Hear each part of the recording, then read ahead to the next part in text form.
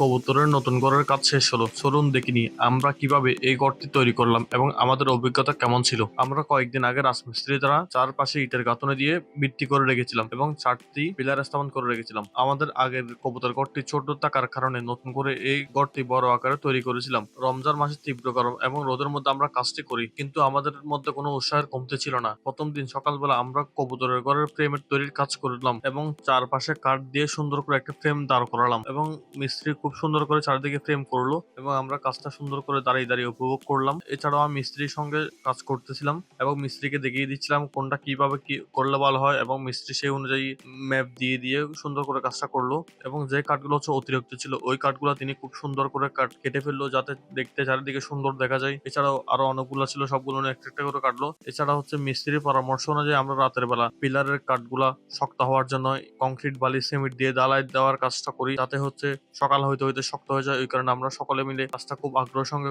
করি যাতে সকালের মধ্যে কাজটা সম্পন্ন হয়ে যায়। এরপর দ্বিতীয় দিন সকালবেলা আমরা করার চারদিকে নেট লাগালাম এবং ফ্রেমের আর বাকি যেগুলো কাজ ছিল ওইগুলো করলাম। এরপর হচ্ছে আমরা টিন লাগানোর কাজটা শুরু করলাম। মিস্ত্রি খুব সুন্দর করে টিন গুলা লাগাচ্ছিল এবং আমি হচ্ছে তার পাশে দাঁড়িয়ে থেকে হচ্ছে ওনাকে বলতেছিলাম কোনটা কি সুবিধা হয়েছে অসুবিধা হয়েছে সবগুলো জানালাম এবং উনি খুব সুন্দর করে টিনগুলা ফিটিং করলো। এরপর হচ্ছে আমাদের কাজটা খুব দ্রুত সুন্দরভাবে সম্পন্ন হলো এবং আমরা খুবই আগ্রহ নিয়ে বসেছিলাম কবে এই কাজটা শেষ হবে। তারপর হচ্ছে খুব সুন্দর করে উনি সম্পন্ন করলো।